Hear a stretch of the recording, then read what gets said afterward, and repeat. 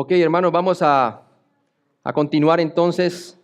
Estamos hablando aquí de la visión del Cristo glorificado, ¿verdad? Vemos el Señor en la expansión de su gloria. Vemos también que Él ve esta descripción del Cristo glorificado. Y imagínese usted lo que Él vio, ¿verdad? Y ante esta visión, ante esta panorama que el Señor está mostrando con sus propios ojos, la palabra dice ahorita que va a caer Él como muerto, ¿verdad? Pues imagínense cómo se le presentó el Señor aquí. Y a mí me toca esta sección de Apocalipsis 1, el 17 al 18. Y vamos a ver a nuestro Señor asombroso, ¿verdad? Y dice la palabra de Dios allí: cuando le vi, caí como muerto a sus pies. Y Él puso su diestra sobre mí, diciéndome: no temas, yo soy el primero y el último. O sea que usted puede ver muy claramente aquí cómo el Señor se le revela a Él de una manera glorificada, poderosa, pero al mismo tiempo se le manifiesta como el Señor que viene ¿a qué? A traer juicio, a traer juicio. Y es interesante usted ver la descripción que Jesucristo está dando de sí mismo, esta revelación de Él, porque es la revelación de Jesucristo, cómo se le manifiesta a Él, al apóstol Juan, para que Él pueda ver y podamos ver esta descripción, verla en la manera como se presenta a cada una de las iglesias. Es sorprendente ver eso, hermano, ¿sí? Y vamos a ver que, acuérdate que el juicio entra primero ¿por quién? Por la casa de Dios. El Señor viene a disciplinar su iglesia, pero también viene a animarla, también viene a restaurarla, también viene a tocar a la puerta para tener comunión con ella y para que entonces la iglesia sea restaurada. Como dice en Hebreos, que la disciplina entra, primero viene ¿por qué? Por la casa de Dios. Y a la vez vemos que esa descripción muestra también el fervor del juicio de Dios que va a caer sobre los adversarios durante la tribulación.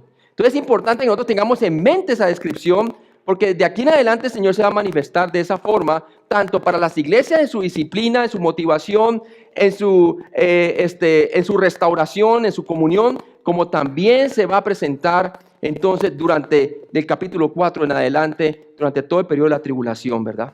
Fascinante ver eso. Entonces vemos aquí Apocalipsis 1, del 17 al 18. Hermano, ¿lo puede leer nuevamente?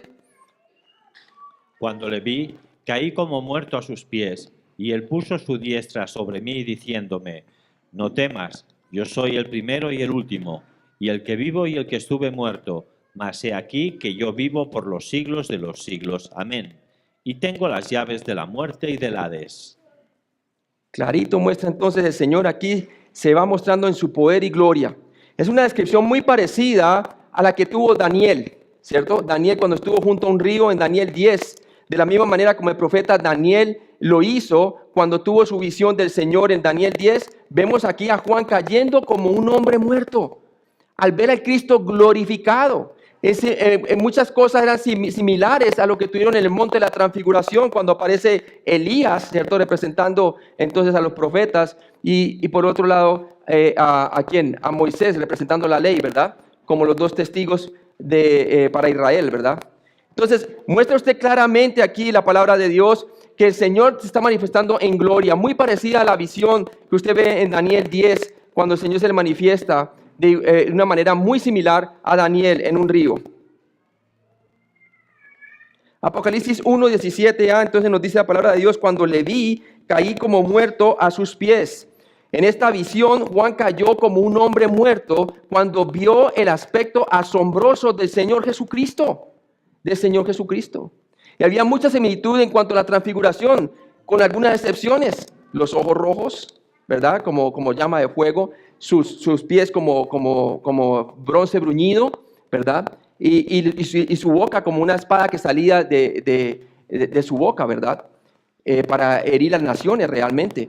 Y para disciplinar también a su iglesia, porque lo vamos a ver en esa manifestación en las iglesias. Veamos cómo ese carácter se va a ver después en las iglesias, para que ustedes tengan el contexto. Por lo menos, mire usted allí en el capítulo 2, versículo 1, dice: escribe al ángel a la iglesia en Éfeso, el que tiene las 7 estrellas en su diestra. ¿Sí? Fascinante ver que en capítulos 2 y 3, el Señor se manifiesta teniendo las estrellas en su diestra. Y vamos a ver qué significan esas estrellas. Ya en el capítulo 4, el Señor no se manifiesta teniendo estrellas en sus manos. Tampoco se ven los candeleros alrededor, él caminando en medio del candelero. La visión es totalmente diferente.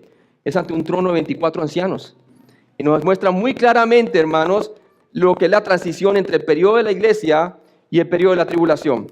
Entonces, mire, usted también puede ver en el versículo 8, dice la palabra de Dios, y escribe al ángel a la iglesia en Esmirna, el primero y el postrero, llega el Señor a animarlos allí. El que estuvo muerto y vivió dice esto, porque la iglesia perseguida. Luego usted lo ve también en el versículo 12, y escribe al ángel de la iglesia en Pérgamo, el que tiene la espada aguda de 2 filos, dice esto, porque están comprometiendo la doctrina. Luego usted ve en el versículo 18, y escribe el ángel a la iglesia en Tiatira, el Hijo de Dios, el que tiene ojos como llama de fuego y pies semejantes al bronce bruñido, porque es una iglesia que después, usted lo ve, estaban comprometiendo y fuera de eso, estaban dejando falsas doctrinas y practicando algo de inmoralidad. Y luego usted ve en la iglesia en Sardis, dice allí en el capítulo 3:1, el que tiene las 7 espíritus de Dios y las 7 estrellas, dice esto. Se muestra la visión, las 7 estrellas en su mano. Y luego lo dice usted en la iglesia de Filadelfia, la iglesia de la puerta abierta. Esto dice el santo, versículo 7 del capítulo 3, el verdadero, el que tiene la llave de David, las promesas del reino, el que abre y ninguno cierra, y cierra y ninguno abre. Y por último usted lo ve en el versículo 14, y escribe al ángel de la iglesia en la Odisea, he aquí el amén, el testigo fiel y verdadero, el principio de la creación dice esto, ¿no? Entonces muestra el que no cambia. Entonces mire usted el carácter de Cristo, se utiliza en esta visión en cada una de estas iglesias para disciplinarla. Entonces en esta visión Juan cayó como un hombre muerto cuando vio el aspecto asombroso del Señor Jesús. No hay duda que él estaba viendo algo que jamás había visto de una manera develada así, ¿verdad? Había visto algunos destellos en la transfiguración, pero obviamente el Señor le manifestó estas cosas por venir, ¿verdad? Por venir. ¿Se acuerdan cuando Pedro le dijo, ¿y qué será de este? Le dijo a Juan, señalando a Juan. Y el Señor le dijo, ¿y qué si yo quiero que este llegue, que este esté hasta que yo venga, ¿verdad? De cierto modo, él vio la venida del Señor Jesucristo. Usted ve muy claramente cómo el Señor está develando la verdad de quién es Él y su persona y cómo va entonces a disciplinar a su iglesia, a motivarla y también a ayudarle durante su tribulación, ¿verdad? Y también va a mostrar muy claramente que viene a juzgar el mundo. Entonces Jesús personalmente consoló a Juan, porque mire lo que dice allí al decir esto. Él cae como hombre muerto, pero mire la voz es la voz del Señor. Amén. La voz del Señor. Y esto le recordó a él muchas veces durante su ministerio terrenal cuando estuvo con el Señor. ¿Qué pasó cuando ellos estaban atemorizados? Él llegaba y decía, no temáis, soy yo, ¿verdad? Y le dice, no temas, yo soy el primero y el último. Imagínate cuando él escucha esa voz, siente una consolación, siente el apoyo del Cristo glorificado. Y obviamente la comunión que él tenía con el Señor Jesucristo. ¿Se acuerda que él se sentaba, él se acostaba sobre su costado y él era el que mantenía buena comunión con el Señor, ¿verdad? Entonces aquí muestra muy claramente el Señor en medio de esa asombrosa visión, en medio de ese asombroso detalles acerca de su carácter, ¿verdad? De su santidad, de su juicio por venir, de su rectitud, de su justicia, pero ve la mano derecha del Señor. Amén. Y dice allí, no temas, ¿verdad? Jesús personalmente entonces consoló a Juan, colocando su mano derecha, su diestra sobre él, diciendo, no temas. Este temible Señor mostrado en asombrosa majestad, se detuvo para mostrar tierna misericordia a su siervo débil. A su siervo débil. Y qué bueno que el Señor, en esa apariencia, Él viene y Él está por nosotros, ¿sí? Él no está contra nosotros, Él está por nosotros, hermanos. Y gloria a Dios por eso. Apocalipsis 1, 17c al 18a. Nos dice la palabra de Dios, no temas, yo soy el primero y el último, y el que vivo y estuve muerto, mas he aquí que vivo por los siglos de los siglos. Amén. Y aquí el Señor se manifiesta que Él tiene continuidad, ¿cierto? Él es el anciano de días, Él es el que permanece para siempre. Aquí el Señor Jesucristo claramente expresó quién es Él. Sin duda, estas declaraciones demuestran su deidad y su igualdad con Dios el Padre. Colosenses 1 del 15 al 18, por favor. Él es la imagen del Dios invisible, el primogénito de toda creación, porque en Él fueron creadas todas las cosas, las que hay en los cielos y las que hay en la tierra, visibles e invisibles, sean tronos, sean dominios, sean principados, sean potestades. Todo fue creado por medio de Él y para Él. Y Él es antes de todas las cosas, y todas las cosas en Él subsisten. Y Él es la cabeza del cuerpo que es la Iglesia, Él que es el principio, el primogénito de entre los muertos, para que en todo tenga la preeminencia. En todo tenga ¿qué? La preeminencia. Y aquí sí que lo está viendo él, que tiene la preeminencia en todo, ¿verdad? Apocalipsis 1:17c, vemos que primero él declaró: yo soy el primero y el último, el alfa y la omega. La primera letra del alfabeto griego y la última, ¿verdad? El principio y el fin, el que siempre es. En Isaías 41:4, 44:6 y 48:12, Dios es identificado con este mismo título. Por favor. ¿Quién hizo y realizó esto? ¿Quién llama a las generaciones desde el principio? Yo, Jehová, el primero, y yo mismo con los postreros. 44:6 y 48:12. Así dice Jehová, Rey de Israel y su Redentor, Jehová de los ejércitos: yo soy el primero y yo soy el postrero, y fuera de mí no hay Dios. No hay Dios. Él Hoy- permanece para siempre. Sí, lee el otro, por favor. Óyeme, Jacob, y tú, Israel, a quien llamé, yo mismo, yo el primero, yo también el postrero. Y así él mismo se presentó y va a animar también a la iglesia de ¿quién? De Esmirna, la iglesia perseguida. En Apocalipsis 2:8 nos dice: y escribe el ángel a la iglesia en Esmirna, el primero y el postrero, el que estuvo muerto y vivió, dice esto. Nuevamente el énfasis en el evangelio, en la resurrección de nuestro Señor Jesucristo, ¿verdad? Y nosotros ya no conocemos al Señor en sus sufrimientos, sino en su gloria. Lo conocemos ya como el Cristo glorificado. Y por eso nosotros sabemos que toda prueba es temporal aquí en la tierra, porque hay un peso de gloria que está por venir, hermanos. Apocalipsis 2:8, entonces a la iglesia en Esmirna, Cristo se refiere a sí mismo usando este título. Apocalipsis 1:18a nos dice la palabra de Dios: y el que vivo y estuve muerto, mas he aquí que vivo por los siglos de los siglos. Luego se llamó a sí mismo y el que vivo. En el Antiguo Testamento, Dios es llamado el Dios vivo. Salmo 42:2, por favor. Mi alma tiene sed de Dios, del Dios vivo. ¿Cuándo vendré y me presentaré delante de Dios? El Dios vivo es un Dios relacional, ¿cierto? El mismo Juan decía y que nuestra comunión es ¿con quién? Con Jesucristo el Hijo, ¿verdad? Y es nuestra verdadera comunión con Él. De la primera de Juan también habla de eso, ¿verdad? Que nuestra comunión es con el Hijo, con Jesucristo el Señor. Y aquí claramente el Hijo de Dios pone su mano, su diestra sobre Él y básicamente no temáis, ¿verdad? Claramente Cristo se identificó a sí mismo como Dios cuando dijo que Él era el que vive por los siglos de los siglos. Apocalipsis 1:18b, y nos dice allí la palabra de Dios: y tengo las llaves de la muerte y del Hades. El Señor Jesucristo describió su victoria sobre la muerte. ¿Por qué? Él se levantó entre los muertos. Apocalipsis 1:18b nuevamente: mas he aquí que vivo por los siglos de los siglos. Amén. Aquí explicó el hecho de que una vez quedó muerto, estando separado del Padre a causa de nuestros pecados, el justo por los injustos, para llevarnos a Dios en esa cruz, pero que luego infinitamente quedó vivo mediante la resurrección. Primera de Pedro 3:18. Porque también Cristo padeció una sola vez por los pecados, el justo por los injustos, para llevarnos a Dios, siendo a la verdad muerto en la carne, pero vivificado en el Espíritu. ¿Vivificado qué? En el Espíritu, dice la palabra de Dios. Era imposible que la muerte lo pudiera retener. Y aquí Juan lo estaba viendo vivo. Apocalipsis 1:18c, el Señor Jesús dijo: y tengo las llaves de la muerte y del Hades. Las llaves de la muerte y del Hades. Como decía Pablo, cuando habla de la resurrección, la futura resurrección en el rapto, ¿verdad? ¿Dónde está tu aguijón? Oh muerto, ¿dónde está tu aguijón?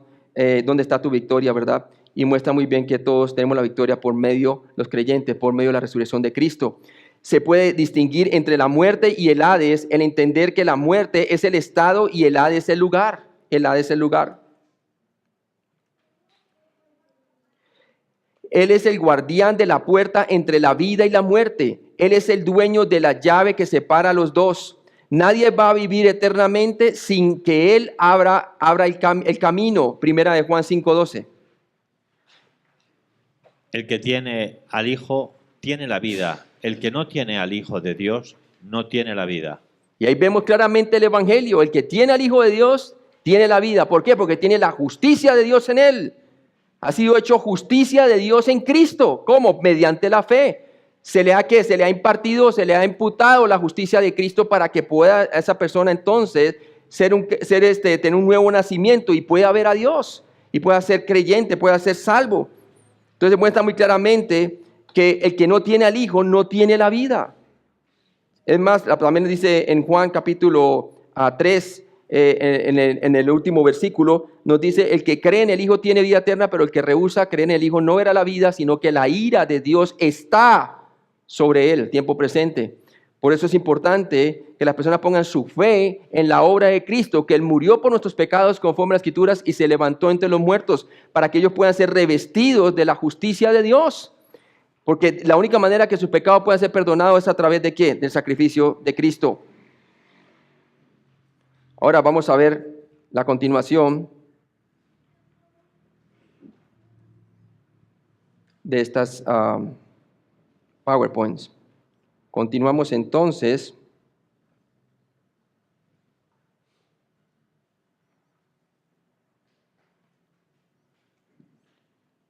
con la descripción y el bosquejo divino de Apocalipsis. Apocalipsis 1, del 19 al 20, hermano.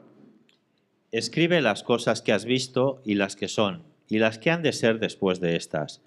El misterio de las 7 estrellas que has visto en mi diestra y de los 7 candeleros de oro.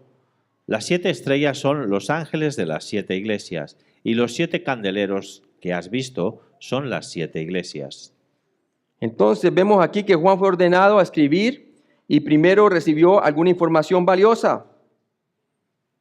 Apocalipsis 1:19 nos dice allí: escribe las cosas que has visto, que fueron las que vimos, las que enseñó Brett, ¿verdad? Y que fue todo el capítulo 1 básicamente, que era la visión del Cristo glorificado, ¿cierto? Y la descripción de sus ojos con llama de fuego, sus pies como bronce bruñido, sus vestidos como blanco resplandeciente, su cara como el sol brillando en su máximo esplendor, y así sucesivamente. Entonces él tenía que escribir las cosas que has visto, dice, y las que son, quiere decir las cosas presentes, y lo que van a simbolizar aquellas cosas que él vio, porque en el versículo 20 va a explicar qué significa esas cosas que él vio en el tiempo pasado. Y dice allí: y las que han de ser después de estas. Está hablando de las cosas futuras, capítulo 4 en adelante.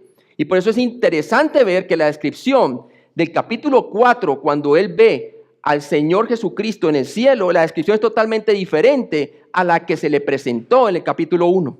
Porque en el capítulo 1 se le presenta al Jesucristo glorificado y se le presenta que está a punto entonces de ¿qué? De traer disciplina, motivación a la iglesia y todo esto, ¿verdad? Porque en ese momento se está enfocando en la iglesia. ¿Qué es lo que tiene en la mano? Y vamos a verlo. ¿Y qué es lo que tiene alrededor? Vimos que tiene 7 candeleros y vamos a ver qué representan. Pero cuando usted va al capítulo 4, usted va a que el foco ya no es la iglesia. Ya él se encuentra con la iglesia allá y lo vamos a ver que está representada con los 24 ancianos. Ya no están con candeleros alrededor, ni tampoco tiene estrellas en la mano. Y vamos a ver qué significa eso, porque es bien interesante. Cristo le dio a Juan el bosquejo divino o esquema para el libro de Apocalipsis. La manera de cómo escribirlo, de una manera organizada. Toda la visión que vio, cómo escribirla. Apocalipsis 1 escribe las cosas que has visto. Hasta este momento Juan ya había visto la visión gloriosa y asombrosa del Señor exaltado.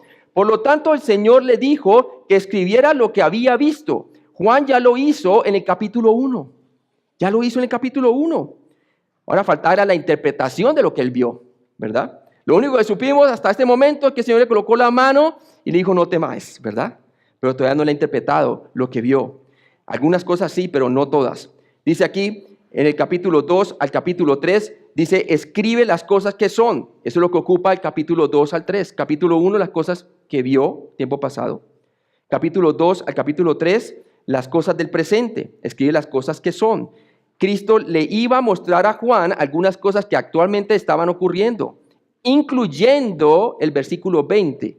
El versículo 20. Porque usted va a ver que en el versículo 20 muestra la explicación entonces del versículo, de los versículos 1 hasta el versículo 18, de la descripción de sí mismo. Entonces Cristo le iba a mostrar a Juan algunas cosas que actualmente estaban ocurriendo. Encontramos estas reveladas en los capítulos 2 y 3, prácticamente en los mensajes de Cristo a sus iglesias. Apocalipsis 4:22, y las que han de ser después de estas, ¿cierto? Quiere decir del capítulo 4, cuando se abre la puerta del cielo y es tomado Juan para ver la visión en el cielo, y ve totalmente opuesto. La primera visión parece ser es dada en la tierra. Él estaba en la isla de Patmos, ¿verdad? Y le revela, y él ve entonces el Señor, y estaba en medio de 7 candeleros. Y tenía en su mano derecha, ¿qué tenía? 7 estrellas. Pero cuando llega al capítulo 4, usted ve una visión totalmente diferente. Ve un trono y ve 24 ancianos y ve 4 seres vivientes enfrente. La visión cambia, ¿verdad? Y entonces vamos a ver toda esa distinción. Obviamente no puedo explicarlo todo aquí porque vamos paso a paso. Y las que han de ser después de esta, en los capítulos 4 hasta el 22, encontramos una larga revelación concerniente a las cosas aún por venir. Toda la tribulación, luego tenemos la segunda venida de Cristo sobre la tierra, con los creyentes, nosotros la iglesia, y luego vamos a tener el milenio, y después de eso el juicio final, y después de eso el cielo nuevo y la tierra nueva. Entonces ocupe las cosas que han de ser después de estas, de la era de la iglesia. Apocalipsis 1:20a. En cuanto al misterio de las 7 estrellas, ahora viene a explicarle que has visto en mi diestra las 7 estrellas que hice ahí son, tiempo presente, los ángeles de las 7 iglesias. Entonces, ve usted ahí las 7 estrellas que tiene en sus manos, son los ángeles que están en su diestra, ¿cierto? Los 7 ángeles que están en su diestra, que son de los 7 ángeles de las 7 iglesias. Puesto que Cristo le había pedido escribir, Juan sintió la necesidad de aclarar algunas de las cosas que había visto. Al igual que nosotros, Juan no habría estado seguro del significado de algunas cosas que vio. Hay varios usos para la palabra estrella en la Escritura, así que se requiere una observación cuidadosa para discernir cuál significado esto implicaba, ¿verdad? 7 estrellas en sus manos. Génesis 1, el 16 al 18, por favor. E hizo Dios las 2 grandes lumbreras, la lumbrera mayor para que señorease en el día, y la lumbrera menor para que señorease en la noche. Hizo también las estrellas, y las puso Dios en la expansión de los cielos para alumbrar sobre la tierra, y para señorear en el día y en la noche, y para separar la luz de las tinieblas. Y vio Dios que era bueno. Entonces vemos que las estrellas se refieren a las luces celestiales que han jugado un papel importante desde que Dios inicialmente las puso en el cielo nocturno. Juntamente con el sol y la luna, las estrellas contribuyen de las siguientes maneras. El sol y la luna y las estrellas contribuyen en alumbrar nuestro mundo, para alumbrar sobre la tierra, ¿verdad? Para eso Dios las creó también, para que alumbraran sobre la tierra. Una rotación de la tierra sobre su eje, entonces es un día, ¿verdad? Y así sucesivamente, y 365 días alrededor del sol, un año, y así sucesivamente. El sol y la luna y las estrellas juegan un papel en gobernar o reinar, para señorear en el día y en la noche. El sol, la luna y las estrellas son importantes para separar la luz de las tinieblas, y también para las estaciones, obviamente. Los ángeles también son referidos como estrellas, no únicamente en la Biblia vemos las estrellas como cuerpos celestes, sino también los ángeles son referidos como estrellas. Jueces 5:20 y Job 38:7. Desde los cielos pelearon las estrellas, desde sus órbitas pelearon contra Sisara. Cuando alababan todas las estrellas del alba y se regocijaban todos los hijos de Dios. Muy bien, Job 38:7. Sí, era ese. Sí, ok, muy bien. Satanás es referido como una estrella de la mañana, Isaías 14:12. ¿No lo dice? ¿Cómo caíste del cielo, oh lucero, hijo de la mañana? Cortado fuiste por tierra tú que debilitabas a las naciones. Entonces vemos muy claramente eso y también Apocalipsis refiere de cierta manera a alguna hueste angelical como estrellas, cuando son arrasadas como Satanás con su cola, ¿verdad? Jesucristo como el Salvador venidero es referido como una estrella, Números 24:17. Lo veré, mas no ahora, lo miraré, mas no de cerca. Saldrá estrella de Jacob y se levantará cetro de Israel, y herirá las sienes de Moab, y destruirá a todos los hijos de Set. También dice Apocalipsis 22:16, yo Jesús he enviado mi ángel para daros testimonio de estas cosas en las iglesias. Yo soy la raíz y el linaje de David, la estrella resplandeciente de la mañana. Entonces también se refiere aquí a Jesucristo. ¿Qué o quiénes eran las 7 estrellas en la mano derecha de Cristo? En cuanto al misterio de las 7 estrellas que has visto en mi diestra, siempre es el versículo 20. Responden, las 7 estrellas son los ángeles de las 7 iglesias. Los 7 luminares en su mano representan 7 mensajeros o ángeles, del griego ángelos, de las 7 iglesias de Asia Menor. Entonces, si las estrellas eran ángeles, ¿qué clase de ángeles eran? ¿Sí? ¿Qué clase de ángeles eran? Bueno, en primer lugar vamos a descubrir algunos hechos importantes sobre el término ángel, ¿cierto?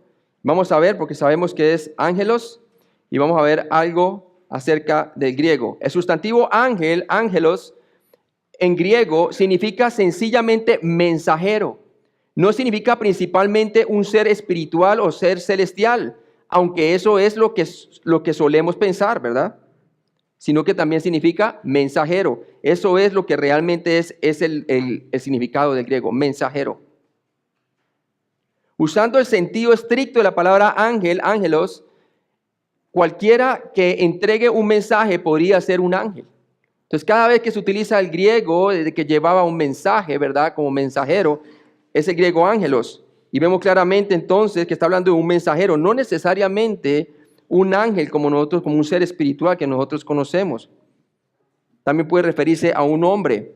En la Biblia, un mensajero o ángel, ángelos, puede ser un ser espiritual, ángeles de Dios como en Lucas 12:8, o un mensajero humano, mensajeros ángelos, como en Lucas 9:52, Santiago 2:25, Mateo 11:10, y así sucesivamente. Por favor, hermano, lea Lucas 12:8. Os digo que todo aquel que me confesare delante de los hombres, también el Hijo del Hombre le confesará delante de los ángeles de Dios. Entonces aquí lo vemos como un ejemplo, como ángel, ser espiritual, ¿verdad? Ahora veamos un ejemplo de mensajero, ángelos, el mismo griego, como un ser humano. En Lucas 9:52, por favor. Y envió mensajeros delante de él, los cuales fueron y entraron en una aldea de los samaritanos para hacerle preparativos. Entonces aquí la palabra mensajeros o mensajeros está hablando de humanos, ¿sí? Y utiliza el mismo griego. Santiago 2:25 también nos dice. Asimismo, también Rahab la ramera no fue justificada por las obras cuando recibió a los mensajeros y los envió por otro camino. Entonces hablando de los mensajeros en Jericó, ¿sí ve? Y así sucesivamente usted puede ver también Mateo 11:10. Veamos uno más, Mateo 11:10. Porque este es de quien está escrito: He aquí yo envío mi mensajero delante de tu faz, el cual preparará tu camino delante de ti. ¿Hablando de quién? De Juan el Bautista, que preparó el camino del Señor. Y así sucesivamente usted tiene la idea de que ángelos se utiliza también para mensajeros humanos. El contexto usualmente revela rápidamente si se está refiriendo a uno de los mensajeros celestiales de Dios o a un mensajero humano terrenal. Y vamos a ver por qué la inclinación es hacia mensajero humano, ¿verdad? En lugar de celestial. Haría sentido que Cristo usara el término ángel, ángelos en griego, para referirse a un mensajero humano particular de cada una de las 7 iglesias.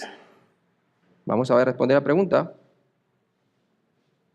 para determinar si Apocalipsis 1:20 y también Apocalipsis 2:1, que también se menciona, porque habla del ángel a la iglesia en Éfeso y así a cada una de las iglesias, versículo 8, versículo 12, versículo 18, 3:1, 7 y versículo 14, se refiere a ángeles celestiales o mensajeros humanos. Es difícil, pero sí parece más probable referirse a mensajeros humanos. ¿Por qué? Vamos a ver algunos argumentos muy fuertes que muestran la posición de que sí se refiere a mensajeros humanos y no mensajeros celestiales. Puesto que Juan no podía transportar los mensajes por sí mismo y puesto que no había internet o el sistema de mensajería electrónica, en realidad Juan tuvo que enviar el libro que contenía la revelación, el rollo, y sus mensajes individualizados a las iglesias a través de mensajeros humanos ángelos. Por lo tanto, estas 7 estrellas en la mano derecha de Cristo podrían ser entendidos mejor como los 7 mensajeros humanos enviados o desde las iglesias. ¿Sí? Eran mensajeros humanos. Es lo que más probable nos está diciendo aquí el griego y el contexto. Hay otros argumentos fuertes para comprobar esto. Deducción.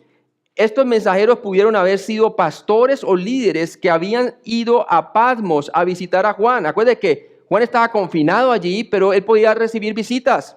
¿Sí? Dice, o líderes que habían ido a Patmos a visitar a Juan, sin saber que Cristo a su vez los usaría para llevar un mensaje importante, el libro de Apocalipsis, de vuelta a sus congregaciones. Ellos se convertirían en ángeles o mensajeros ángelos. ¿Sí? Interesante que cada una de la iglesia, la exhortación viene primero a quién, al líder y después a la congregación. ¿Por qué el Señor habría de exhortar a un ángel celestial?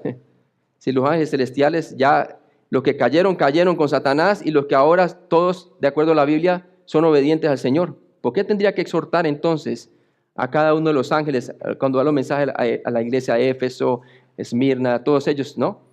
¿Por qué tendría que exhortar sobre todo a las iglesias que están caminando mal? ¿Cierto? Si los ángeles obedecen a Dios. ¿Por qué razón no serían ángeles celestiales? Entonces, esa es una razón, ya les di. No hay ninguna referencia en la Biblia donde se nos dice que las iglesias locales tienen ángeles especiales representantes o seres espirituales. ¿Sí? Ahora sí nos dice la nación de Israel, ¿verdad? Y de algunas naciones que tienen ángeles, ¿verdad? Pero no aquí en las iglesias representantes de las iglesias. Algunas de las reprensiones de los capítulos 2 y 3 parecen estar dirigidas hacia el ángel de la iglesia, al líder, ya que están en la segunda persona del singular, tú, no ustedes o vosotros. Esto asume que a veces Cristo estuvo corrigiendo al mensajero o ángel personalmente a la vez que corregía a la iglesia bajo su cuidado, ¿cierto? Y sabemos muy bien que porque el Señor si fuera un ángel celestial, ¿por qué lo va a tener que corregir? Si los ángeles obedecen plenamente al Señor. Por lo tanto, deben ser seres humanos, mensajeros humanos. Si el mensajero de la iglesia fuera un ángel de Dios, ¿por qué necesitaría ser corregido? Ya que los ángeles de Dios no son pecaminosos ni erran.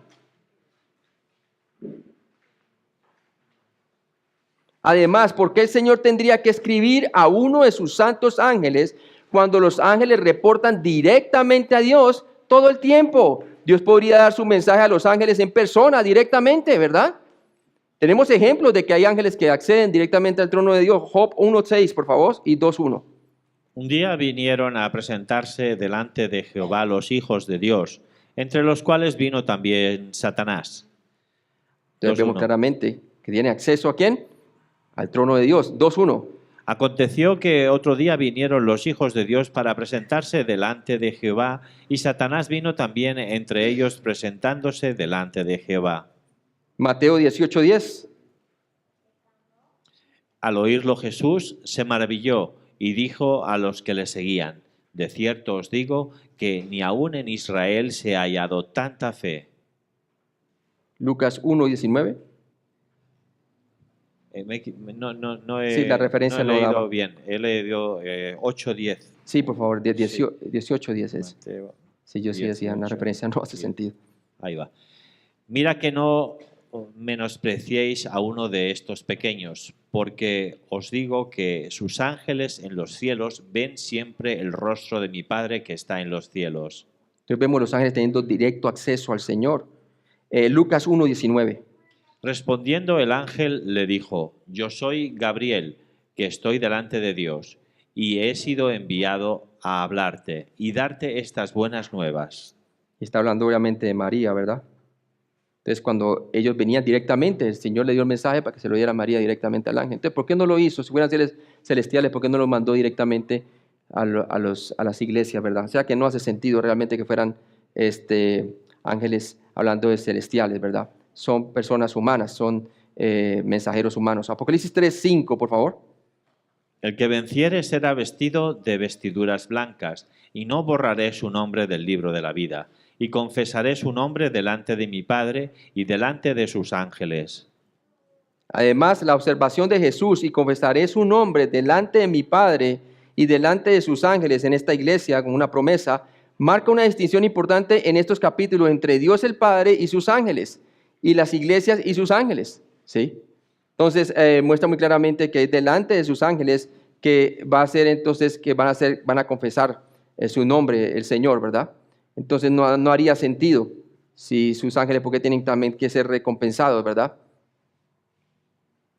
Obviamente está hablando de mensajeros terrenales, humanos. Apocalipsis 1:20c nos dice la palabra de Dios: las 7 estrellas son los ángeles de las 7 iglesias, y los 7 candeleros que has visto son las 7 iglesias. En cuanto al misterio de los 7 candeleros de oro, los 7 candeleros que has visto son ¿qué? Las 7 iglesias. Entonces, capítulo 1 en la visión se presenta, él ve 7 candeleros de oro y uno como hijo de hombre en medio de ellos, mostrando que el Señor tiene cuidado de sus iglesias, en su estado espiritual, en su diversidad, tanto para exhortar como para reprender, como para motivar. Está el Señor presente, como para tener comunión con ellas. Entonces, en cuanto a este misterio, vemos muy claramente que los 7 candeleros de oro representan las 7 asambleas locales con las cuales el Señor Jesús quería comunicarse. El Señor ama a su iglesia. Ya en el capítulo 4 usted no ve el Señor estando en medio de los 4 candeleros. Ve ya los 24 ancianos allá, y más tarde vamos a ver qué son. Representan entonces la iglesia en los cielos. Y ahí termina mi parte. Vamos a orar. Padre Celestial, gracias por este día, Señor. Gracias por esa revelación maravillosa del Cristo glorificado, Señor. Gracias, Señor, porque nos da ánimo de que tu diestra siempre está sobre nosotros. No solo como iglesia, sino personalmente con nosotros, Señor. Tú eres el que has prometido la glorificación para nosotros, es garantizada. Y es a través de esta visión que vemos al Cristo glorioso y al Cristo que está también pendiente de sus iglesias, Señor. Lo vemos aquí que está pendiente de los líderes, los mensajeros de cada iglesia, de cada pastor, aún en el día de hoy, Señor. Que Él los tiene entonces en sus manos. No sé, Padre, habrá algún pastor aquí que está batallando, está pasando por dificultad. Que este mensaje les sirva de gran motivación de saber que el Señor los sigue sosteniendo en su mano. Padre, y también para la congregación, que el Señor está en medio de ella. No importa en qué situación está la congregación, el Señor quiere renovar esa comunión con la iglesia, Señor. Padre, yo te pido que tú, alrededor de todo este testimonio del libro Apocalipsis, nos veamos motivados no solamente como congregación, sino en nuestra relación y nuestra comunión personal con Cristo. Y Padre, yo te pido, si hay alguna persona que todavía no ha puesto su fe en Jesucristo para ser salvo, que hoy se dé cuenta que la única manera que pueda tener salvación es creyendo que Cristo ya murió por sus pecados y resucitó entre los muertos. Que cambie su manera de pensar, que es el arrepentimiento, y ponga toda su fe en la obra perfecta y suficiente del Calvario, porque Jesús dice: el que cree en mí no será avergonzado. Gracias, Padre, por todo lo que tú nos has dado en Cristo Jesús. Amén.